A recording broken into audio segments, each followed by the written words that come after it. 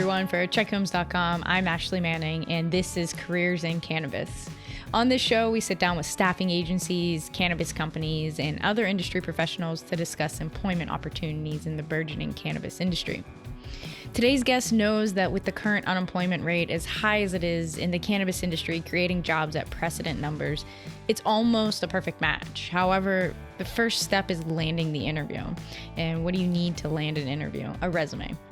For many of those who have become unemployed over the past year, this is not always a skill set they remember, or they've been at their current job for over a quarter century. It's not something they've ever had to do. On this episode, we talked with the founder of the nonprofit Our Cannabis, Matt Hoffman, whose company is helping to assist those who are ready to make the career change into cannabis by working either one-on-one or in a virtual class on building their resume, cover letters, mock interviews, salary negotiating. Yes, you can negotiate a salary in the cannabis industry, as well as giving career seekers insights from someone who's been working firsthand in the cannabis industry for quite some time, all for free. Hey, Matt, welcome to the show. Hey, Ashley, thanks for having me. It's great to have you here. I know we've been chatting quite a bit here in this past month or so. So it's excited to be showtime today. Yeah, the day is finally here. I'm excited. I always like to start off our interviews with a personal check-in on how 2021 has been treating you. Loaded question for sure. But I want to know that everybody around you is happy, healthy, safe, and you're continuing to be positive through this is what I really want to hear from you. Well, we are so freaking busy that we're almost oblivious to what's going on around us, which is fine because all hell's broken loose. So, True. We have been in the trenches, blinders on, just working since the pandemic began. And because we're a small shop and we're scaling our nonprofit, I just don't have time for the fray. I'm aware of what's going on. It sucks. I feel bad for everybody, but I've got work to do. I'm grateful for it. I am. I don't know what I would do if I was not busy. I don't do well with idle time. I can relate on that. It's I almost sometimes feel guilty for being in an industry that's thriving when there's people losing their companies. And a family member put it to me this way: you're instilling hope in people. And it gave me a little bit of a different outlook, and it sounds like you're seeing that as well. I went through some of the same where I'm doing well, hooray for me, and I feel guilty about it, but at the same time, my energy is focused outward. Yeah, and helping others who aren't doing well get into the cannabis industry and take advantage of this very unique opportunity at this very unprecedented set of time. Cannabis is showing stability when that has not been a hallmark of the industry. And so that sort of overrides my guilt, the work of giving back. And that sounds great, and I should put that on a flyer or something. It sounds very altruistic, but you should. But it is the truth. It is very true. So, well, I'm glad for the check-in. Keep flowing the positivity and hope into people and helping. That's always something that's needed. So on Careers in Cannabis, we've talked about different opportunities. We've talked about salaries. We've talked about where to look for open jobs, but we haven't really discussed the intricacies that the cannabis industry is becoming a very sexy industry. And many people are switching to essential jobs because they were working in a non-essential job. But what they're missing is that cannabis companies are seeing way more applications come across their desk than usual. And this means that resumes can be easily overlooked. And this is where your nonprofit, Our Cannabis, comes in, correct? Absolutely. Can you give us an outline about Our Cannabis and your mission? Yeah, absolutely. And so what we do is we step in and we make sure that people that want to work in the cannabis field have the opportunity. And what we found was through our private company, handgrown.jobs, which is like the Indeed of weed. What we found when we launched, yeah, I know, that's great, right? Or the Match.com of marijuana. Have you trademarked that yet? Indeed of weed? No, I'm trying not to poke the bear and get mega sued. Okay, fair. That's true. They probably have it. Sorry, I totally interrupted on that. Go ahead. It's great. So the nonprofit really sprung from the need that came from the Indeed of Weed, the private company, handgrown.jobs, which you can see behind me. And so what that is a job board for people that want to work in cannabis to get connected with cannabis employers. Doesn't cost job seekers anything. We make our money from the employers. And what we found was people would come to us, and all of my emails were inundated, flooded, to the point of like I couldn't find my actual correspondences. I believe you. Because people were saying, Matt, how do I make a resume? What do I expect when I get a cannabis job? Am I going to be treated fairly? Is this illegal? Am I going to go to jail? What is my mom going to think? And I went, oh my God.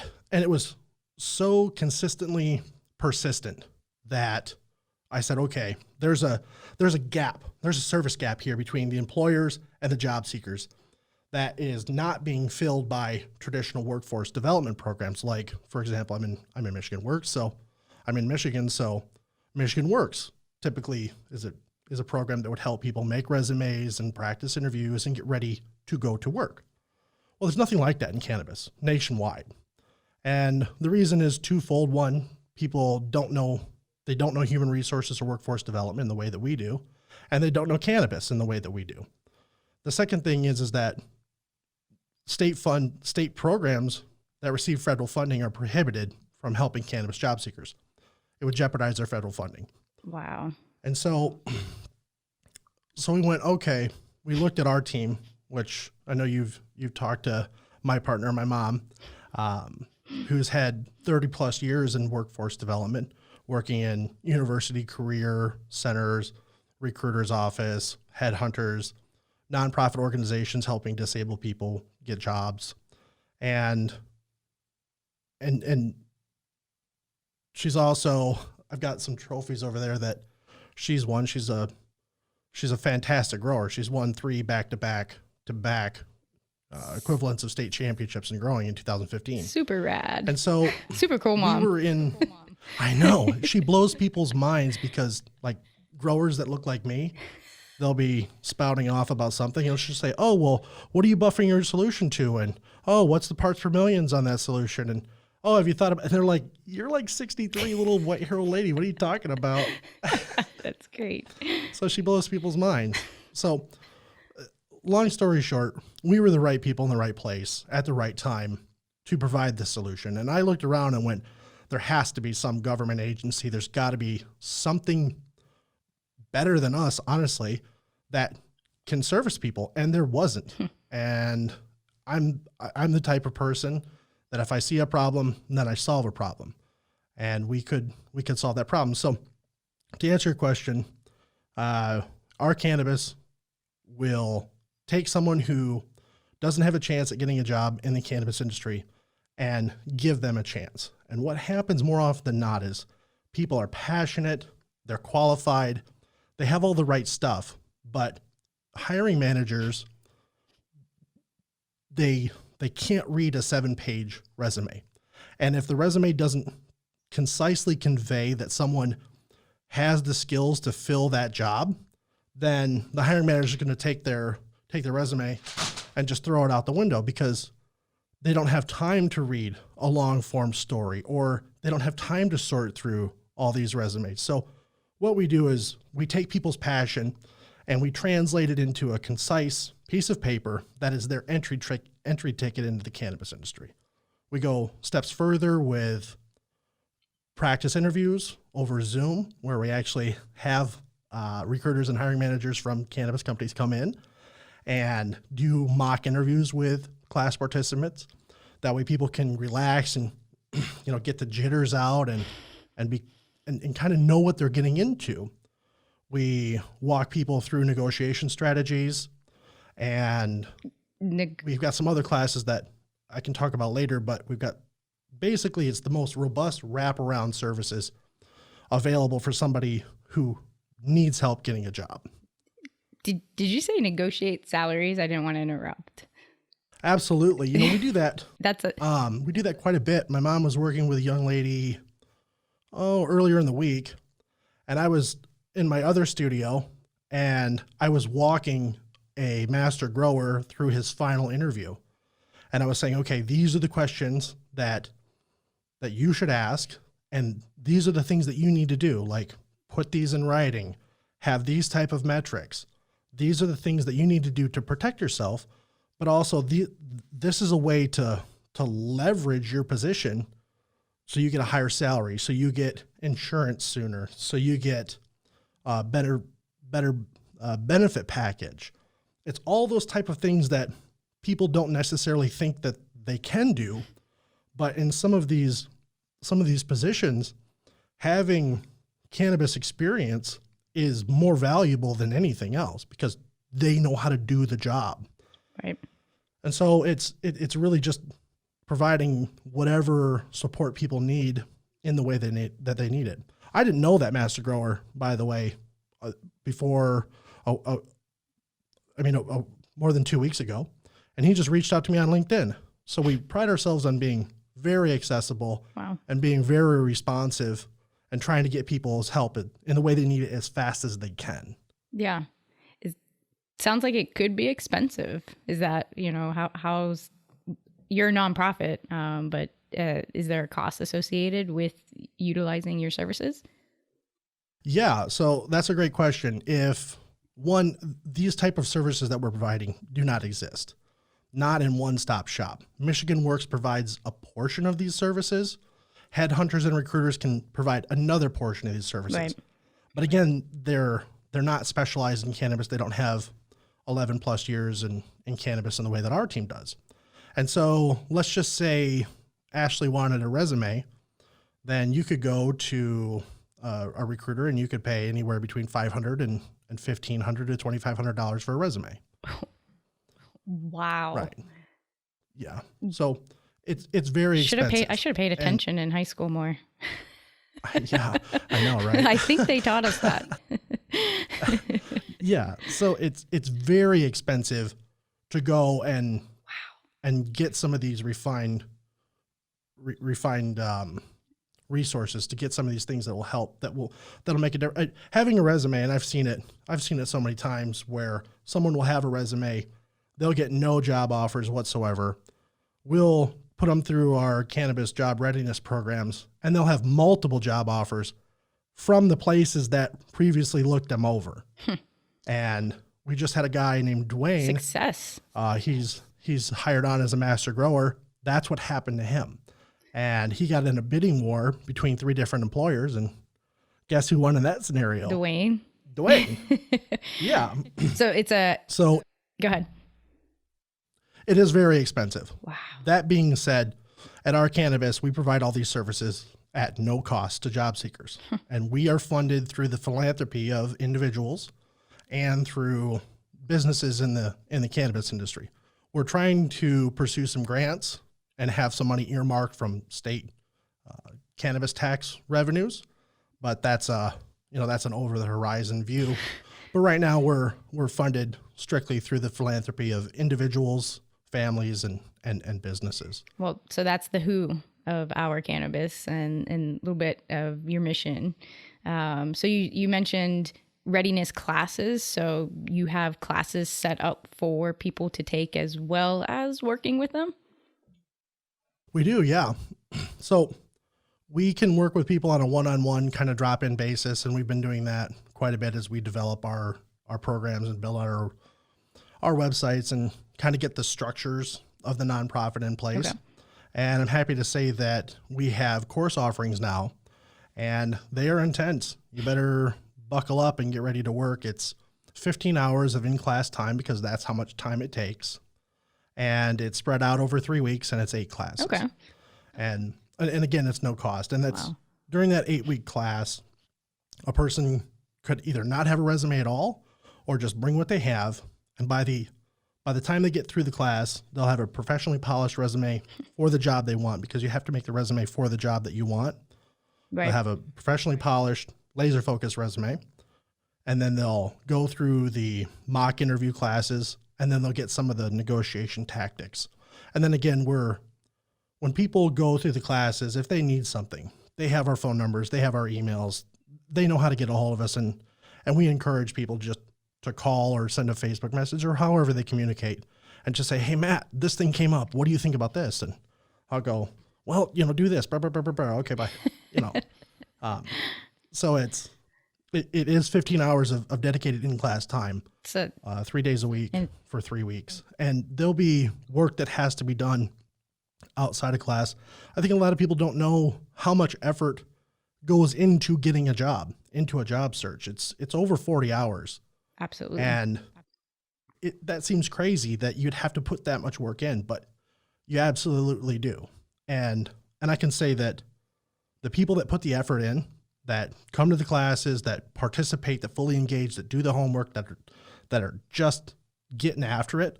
He's an iron worker, and he wants to leave the iron worker union and get a job as a grower. He's been a caregiver for many years, and he wants out. He wants to leave a trade union job to get a job in cannabis. With full benefits, retirement packages, the whole shebang, right?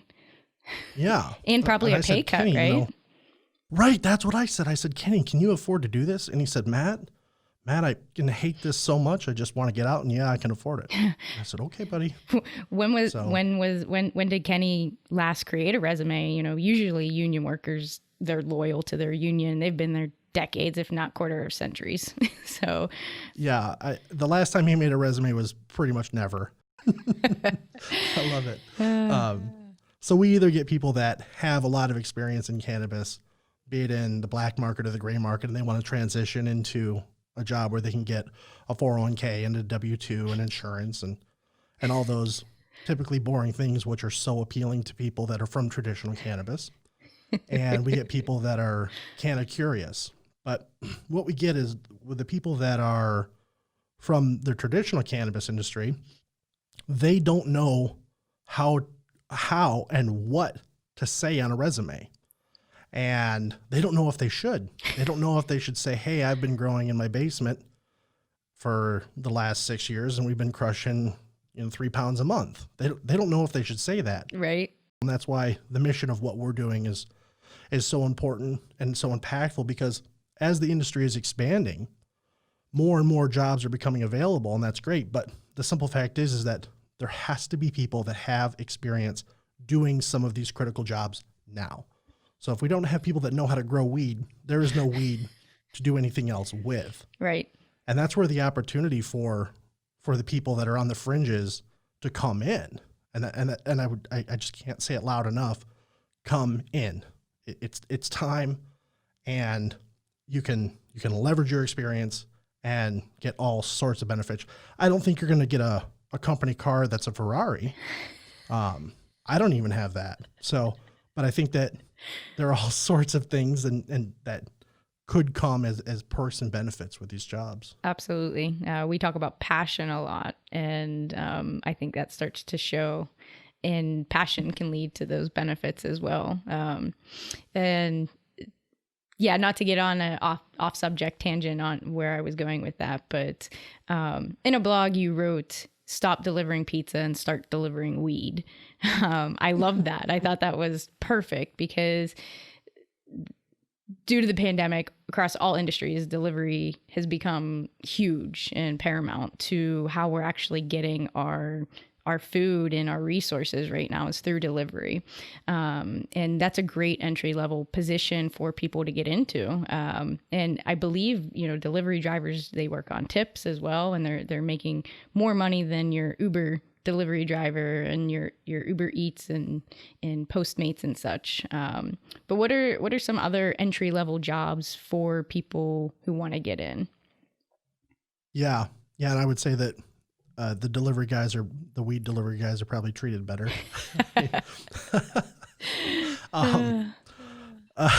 So I think the question that comes before that is, do you need experience to work in cannabis? Okay. Yeah, of course. For technical positions, if you want to be the head of a laboratory, you better have like an analytical chemistry degree.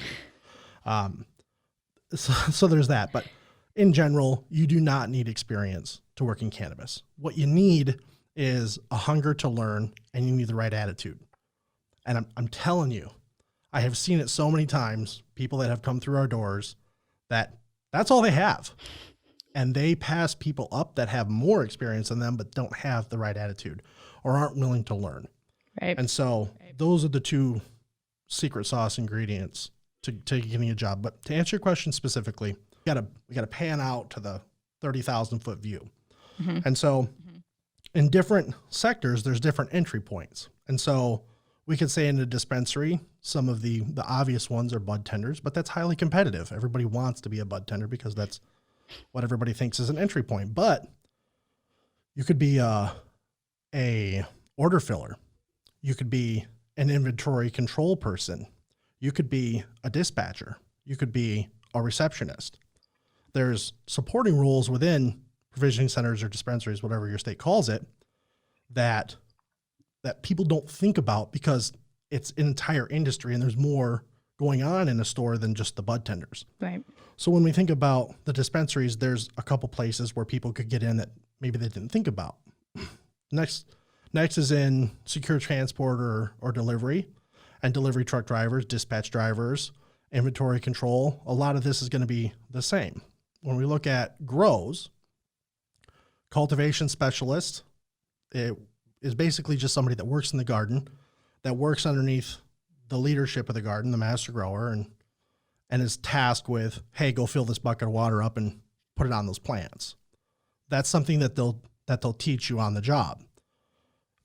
When we think about laboratories are tricky because it's hard science.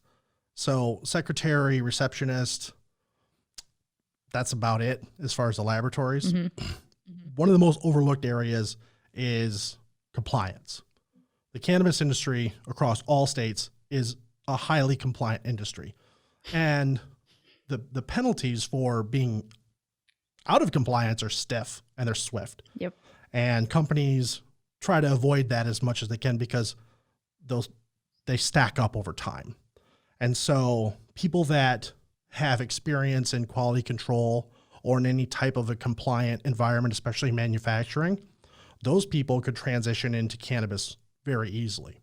And so thinking about your question, I was just thinking somebody who doesn't know anything, who really doesn't have any advanced education or any skills. They're probably young and ambitious. College graduate. Yeah, college graduate.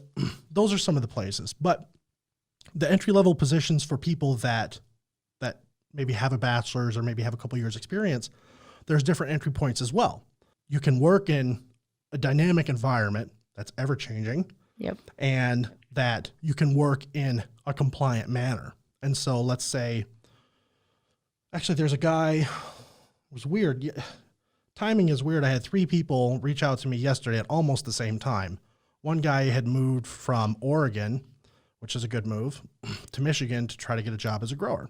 So he moved from Oregon to Michigan. That's a huge jump, huge move for the cannabis industry, which could be non-existent tomorrow. And I think a lot of people are afraid to take that risk and get out their comfort zone and be willing to move to other areas. But if you look at how the cannabis market is growing, if you want to grow with it and stay ahead of the game, you got to go to those newer markets. And that's how you can really, I think, advance your role, because you're starting out at the grassroots ground floor.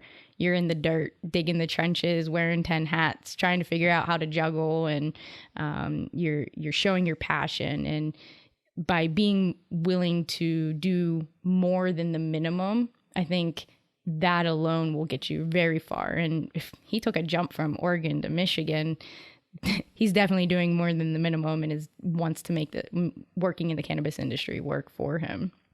So, yeah. And he had something that he could lever, like somebody who has human resources experience getting into cannabis It's he had something that he could bring to the table. And so it doesn't have to be much, but the more that you have, the more you can bring in. Everybody has skills. Everybody can bring something to the table. The people that have more experience have more. Right. That's how life goes. And I think that he saw the writing on the wall because of the saturation on the West Coast and especially in Oregon, and decided to move here. So he is in a better position for employment, for higher salaries, which we see higher salaries in Michigan across the board when we look at it nationally anyway. He's able, I have no doubt that if he doesn't have a job already, by the time we get done with him, he most certainly will.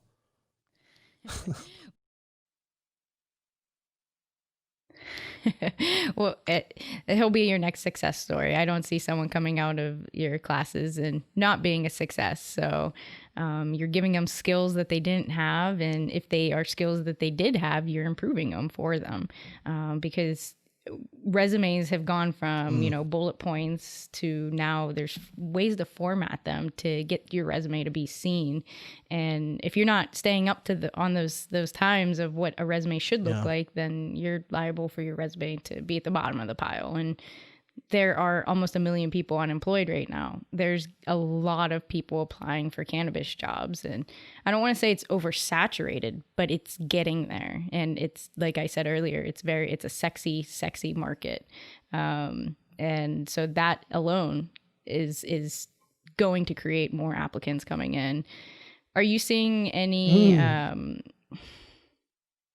we're going to cut that out too, because I forgot where that question was going. There we go. Are you seeing any applicants entering the cannabis industry and saying, this was not for me, and stepping out of it and saying, I'm going back to what I was doing before? And that seems to be kind of common. There seems to be about a 10 to 15% attrition rate when a company opens, which isn't outside the normal curve. It isn't. What I've seen is the older generation coming in and working specifically in dispensaries and just going, especially with coronavirus, and just going, oh my God, the pace is just too much. And there's too many things coming at me too fast. This is too much. It really is, especially with, at least in Michigan, having to physically run product in and out of the store. It's demanding. And so I've seen that quite a bit.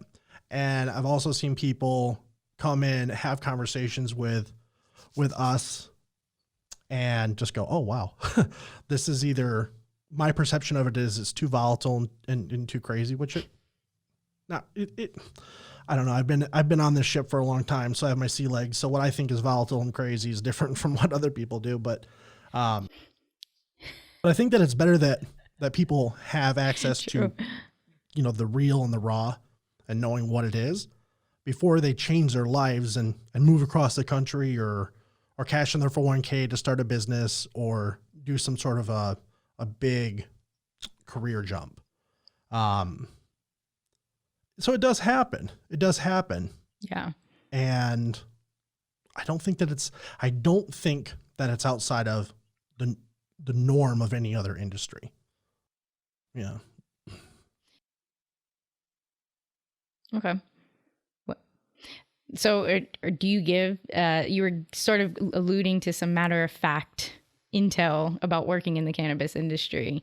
Are you very frank with people when they are kind of curious and want to get in, or more than kind of curious? Their resume is very well qualified. They've worked in production for 20 years. They can work in production in cannabis and manufacturing as well. Do you give them some of that big brother advice? Yes. Yeah. Come here. Let me put my arm over your shoulder. I'm going to tell you how it is. Yeah. Absolutely. Yeah. And that's out of respect. I would want someone to tell me the truth, whether I like it or not. Forewarned is forearmed. And what we pride ourselves on doing is hitting our targets. Okay. Just because Ashley wouldn't be good at job A doesn't mean that she wouldn't be amazing at job D, E, or F. Mm-hmm. And so it's getting in where you fit in. And especially people that have experience and skills. I'm talking about like the baby boomers or Yes. the Gen Xers, you old people, you Gen Xers. Hopefully that triggers them. My grandmother listens to this show, actually. Hooray. She loves it. Hi. The older people that have, and now I'm going to trigger the millennials, the older people that have that classic work ethic and that stick-to-itiveness and that gumption, those people have a tremendous amount of value, and they can have those core, I don't know, I think it's virtues with that generation. I think permeate the culture and set the tone for how work is done. So it's really about taking someone who, let's say my mom, for example, she could run a garden. She could direct it. She could tell everybody what to do, but she could not physically carry buckets of water and pour them on anything. She has bad knees. And so we take it on ourselves because it's personal with us to get to know people, and we're turning and burning too, but get to know people and say, hey, you know what? Beth Hoffman has bad knees. She can't do that type of physical work, but she would be a huge asset in the garden in a leadership role. Yeah. And so I don't know if that specifically answered your question, but that's the way that we're playing it. Is we're trying to get people in a spot that is sustainable for them and for the business. Smart. Because the longer that somebody's there, the better they get at the job and the better the company does. It's in any business, it's destabilizing to have people leave, and especially in cannabis because there is such a shortage of people that have experience, and it takes time, especially as you start to get deeper into the industry. It takes time to develop those skills and abilities. And so if people are leaving, then that's incredibly disruptive. And so we really just try to get people right to get in where they fit in. And it's expensive. Totally. Someone was sharing with me statistics on numbers on what it costs to get rid of someone, as well as, refine them and retrain them. And it seems so. Keep your employees happy. Keep them happy. And I think as long as they're learning they're learning in this every single day, I think you should be happy in your job if you're learning. And if you're not happy learning, then you really need to reconsider your career all the way around. I know every day I'm learning something new about whether it's cannabis or just business in general. And I love it. I feel like I'm getting paid to learn. It's learning is one of my favorite aspects of working in the cannabis industry. Is always something to learn and figure out and get it done too. Yeah, it's a result-based industry. Yes. And I think one of the key things of keeping employees, and this is something that we do through handgrown.jobs and Our Cannabis, is we just don't do business with everybody. I'm in a position, I'm good enough to where I can choose who we do business with. And there have been businesses where I say, hey, thank you for your time, but no, thank you. I don't agree with their values. I don't agree with their activities. I don't agree with their behavior. More specifically, I don't agree with the way that they're treating their people. And we haven't seen too much of that in Michigan. Michigan is in its own weird bubble of like cannabis utopia compared to some of the Western states. I don't get it. I'm stoked about it, but I'm aware of how unique it is. You gotta care about your money and care about your employees. Gotta have that balance. You can do both. Gotta have that balance. That's true. Good insights on that. I think it sounds like Jessica. You guys assisted her with sprucing up her resume, and she was able to see her skill sets and see her own value when she was going in and seeking these opportunities, which a lot of career seekers don't necessarily have that confidence, even though they see those skill sets on their resume, but just sometimes I think how it's formatted on a resume. And if she saw it, and then those employment seeker, the companies, they're also seeing it as well. She was able to pick and choose which job she wanted because she saw her value. So yeah, good luck to Jessica, and I hope she's she's thriving and coming back to you guys as well to let you know how good she's doing. Do you follow up with all of do you call them clients? What do you call them? There are people. Your people? I like that. There are people. Do you follow up with your people along their journeys? We do, yeah. Good. I write stories, but I'm much more of a verbal person, so I have a podcast, and it's a way to show our donors the impact of their dollars and say, hey, if you want to read my story, good luck. I can't spell and my grammar's terrible, but I can speak pretty well. So here, listen to this story. Listen to Jessica, how happy. Well, first, listen to Jessica and how nervous she was. I mean, she was shaking nervous about the interview. Wow. So she had a resume, and it was during the holidays, and we really couldn't, it just didn't work. We couldn't do this. Mm-hmm. She was traveling, and she was headed to Texas to see her family. And I said, okay, well, since we can't do this, this is what I want you to do. So I just walked her through. I said, have your girlfriend, have your brother, your mother, your sister, your cousin, have them all just grill you over the holiday weekend, have them interview. Merry Christmas. Sit down. Yeah. And I said, you're going to feel stupid. You're going to feel silly, just shake it out and just keep doing it.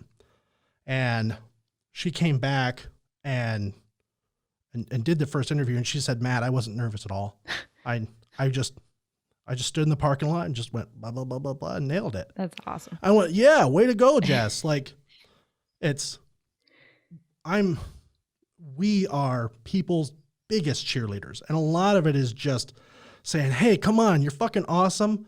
And I believe in you. And I just see people bloom.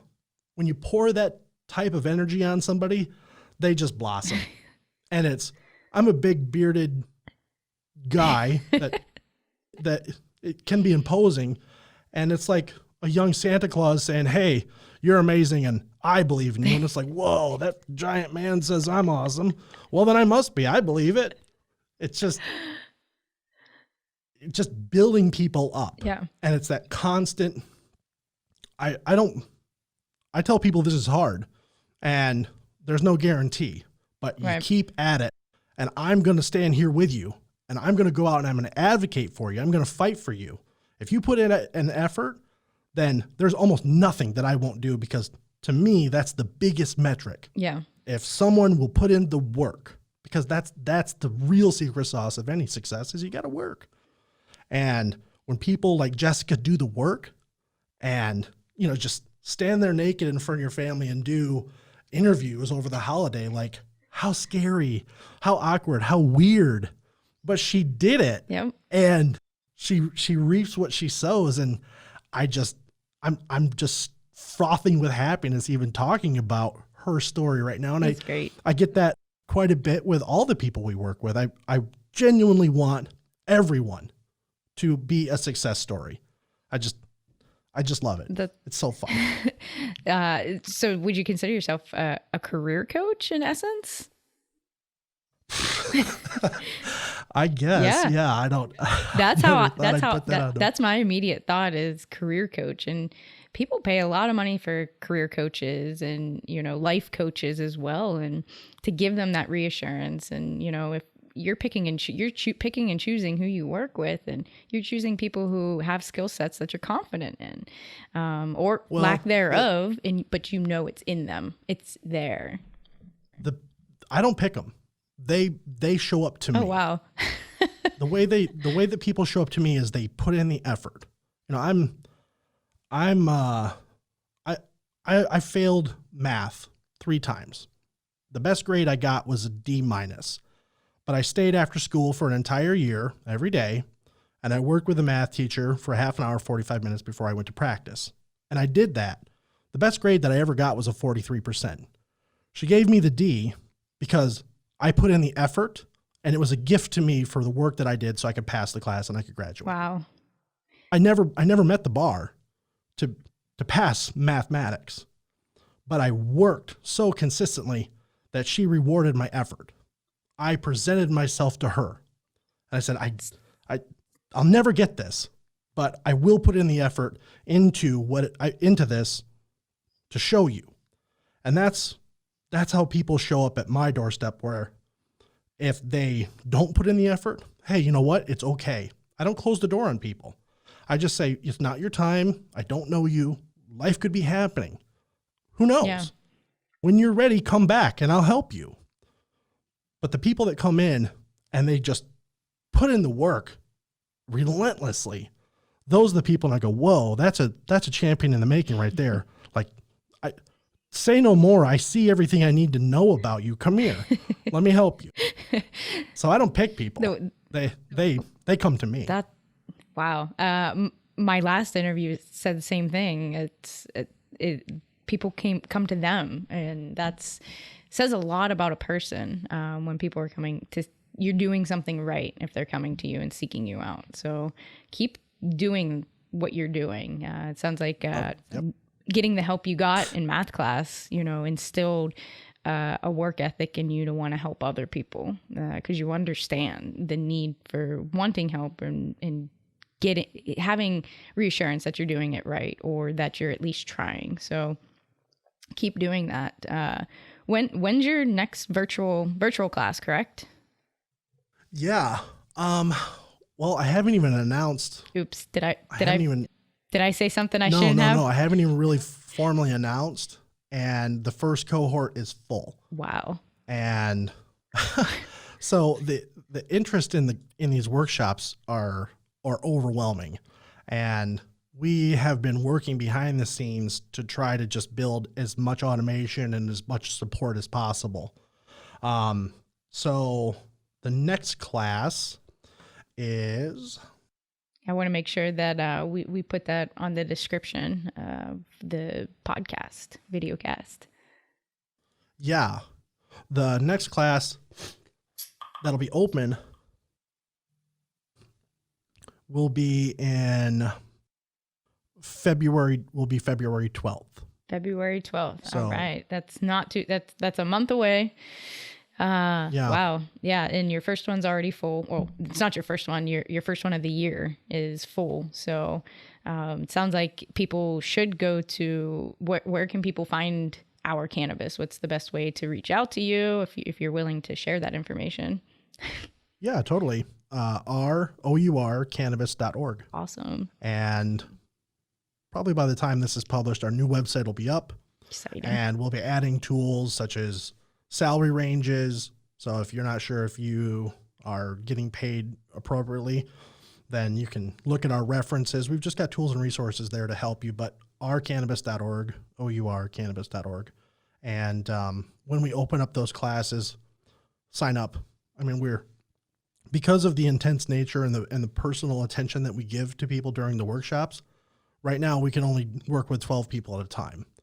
And we traded sheer numbers of people for focused effectiveness.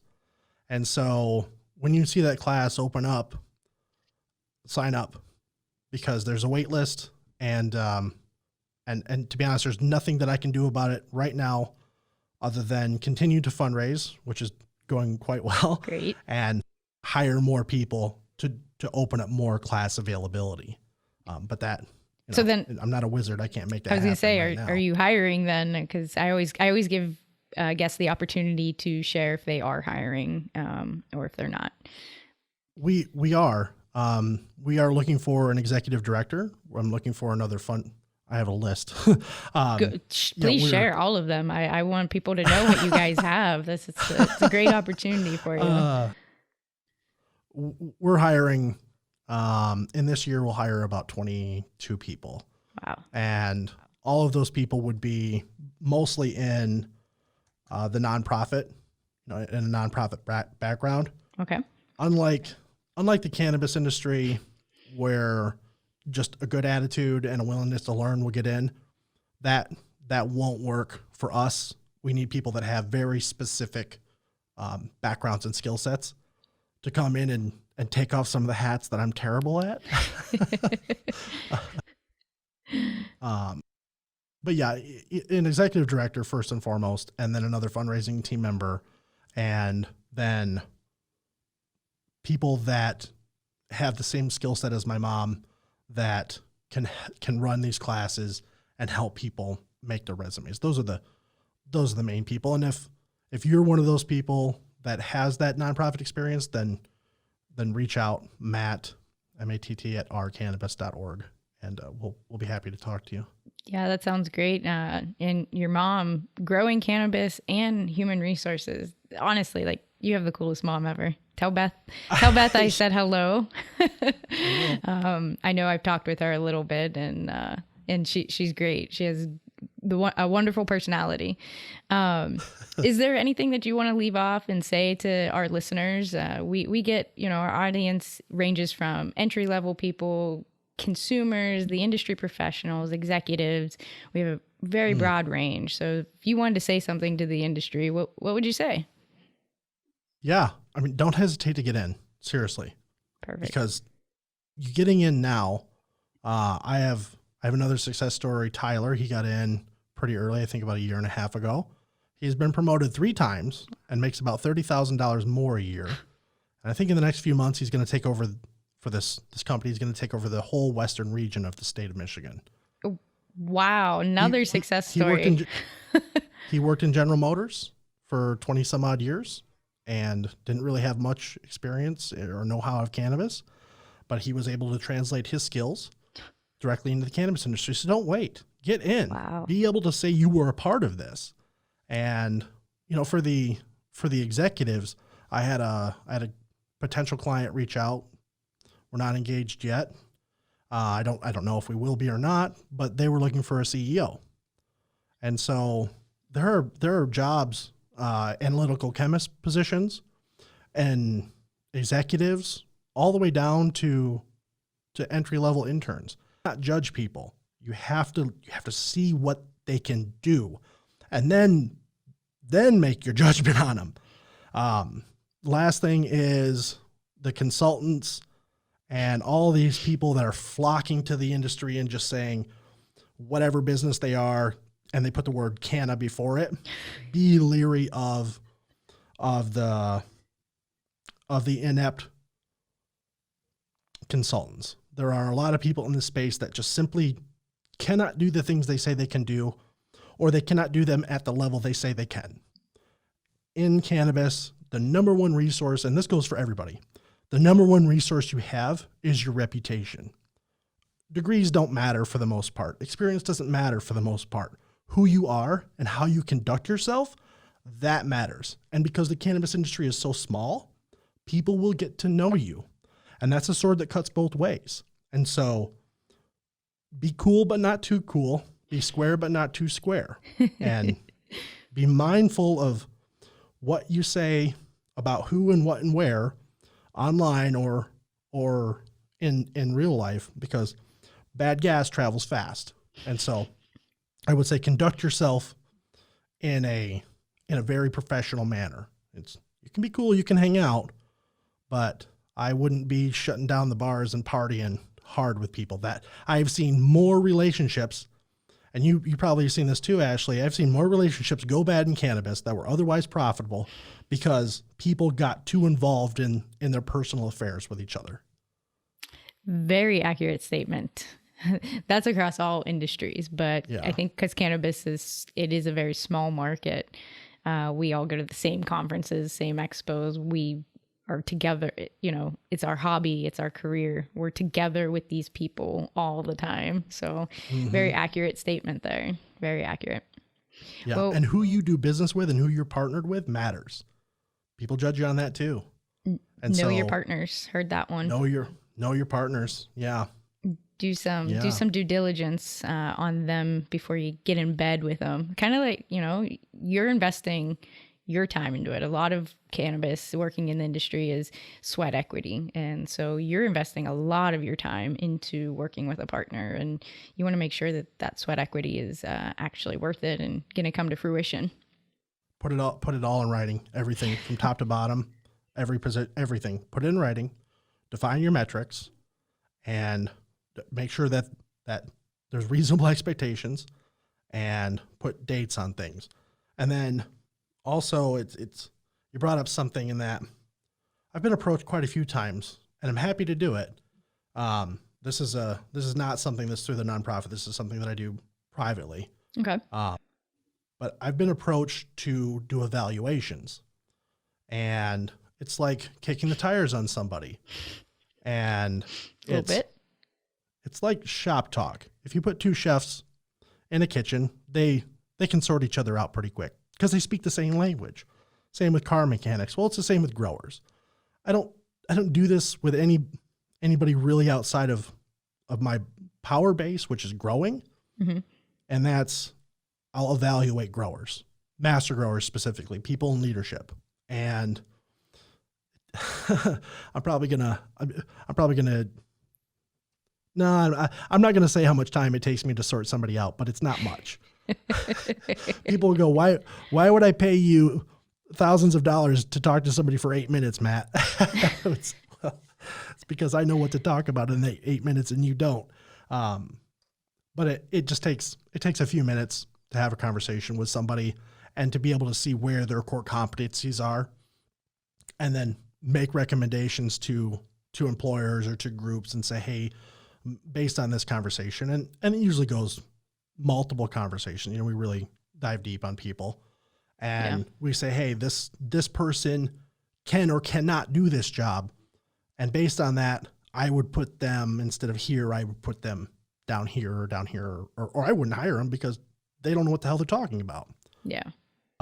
There isn't, when you look at cannabis compared to other industries, if someone walks into an accounting firm, then they can walk in with their certificate, and the CPA firm will go, oh, you got your accounting certificate from Nebraska. That's a good accounting program. All right, cool. Well, there isn't anything like that in cannabis. Not Correct. yet, and I think that's quite a few years off. And so that's something that just kind of jumped. That was a fish that jumped in my boat, and I went, oh, wow, I know how to do this, and cool. I'm happy to do it. So I think that there's a ton of the cannabis industry right now, in my view, is kind of like a 10-year-old boy wearing their dad's clothes. It's trying to grow up so fast. And I think the time that has gone by and the ground that we have covered is astoundingly fast. But we could probably just slow down a little bit and start to consolidate and start to have some agreements and some consensuses on how things are done in Oklahoma compared to Michigan, compared to Illinois. I'd like to see some of that, but that might be another conversation for another day, because I'll just get going on that one. Absolutely. While you're talking about, you mentioned the accounting, you go in, here's my accounting degree, here's my certificate. Would you recommend people who are canna curious, or those who are really considering to go out and get a certificate course in cannabis cultivation, cannabis law, all the different certifications that are out there? Would you advise them to do that, or would you advise them to hold off on that and continue with building their resume first? Wow. If any of these places are your sponsors, they're going to hate this show. It's tough, because I love seeing people go and put in the effort. It goes back again. Like if a person is going out and getting those certificates, like, cool, good job. I'm seeing what I need to see. Mm-hmm. Do those certificates carry any merit or any weight? No, absolutely not. And that's not just Matt Hoffman saying it. That's what employers are saying. While Green Remote might say, yeah, we recognize that certificate, iPhone company may go, yeah, we don't care about that certificate. Yeah. And so there's no, where with the CPA example, every CPA firm recognizes that accounting certificate from Nebraska, from Wisconsin, from Michigan, from Florida. There's a standardization. Mm-hmm. That doesn't exist in cannabis education. And there's two places that I take issue with things or people or businesses in cannabis. And that's one, headhunters and recruiters, staffing companies. I got no love for them. I'm not going to name names, but you know who you are, and you know I don't like you. Second of all, the education, these pop up certificates in schools. Oh, come to White Mouse Education and learn how to be a bud tender. We know everything about it. And I go, okay, well, I haven't been around forever, but I've been around long enough, and I don't know you. And the people that I know that have been around longer than me don't know you. So who are you, and how do you have all this knowledge, and where have you been the last 20 years? Because no one knows you. So how do you know all this stuff? You don't. Liars, charlatans, thieves, and they're preying on people that are my favorite people. Yeah. That are the driven ones, the hungry ones, the ambitious ones, the ones that go out there and try to better themselves. And it's $250 and become a certified bud tender, $700 and become an extraction artist. I've seen classes for up over $3,000, $6,000 for these certifications. Wow. And I just go, this is hogwash. Wow. Total hogwash. If somebody really wanted to be an extraction artist, then come to Our Cannabis, take a free class, get a resume, get a job working underneath an extraction artist, and learn the job there on the job. Don't pay $6,000 for it. So are there good curriculums? Yeah. Oaksterdam has been around for many years. They have a solid, they've been around for a long time. They have a solid base knowledge. Some of the other ones, some of the more well-known, some of the more popular ones, you don't need it. You don't need it. And,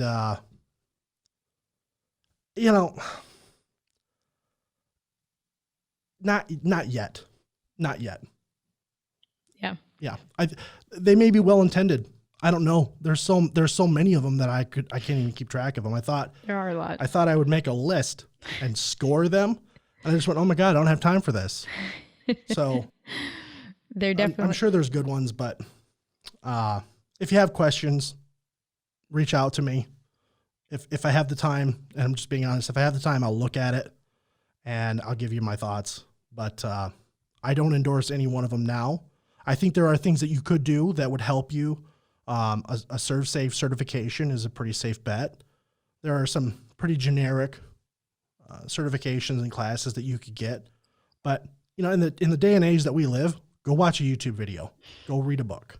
Seriously. Yes. And go and talk to your bud tenders. Go in a Facebook group and talk to people, or jump on a cooler meeting with me and talk to me and other people that work in the cannabis industry, or pop into a clubhouse meeting if that's a thing that you're doing now. Yeah. And so there's enough information out there for free, even on the internet that is credible, that save your money. And don't bother with it right now.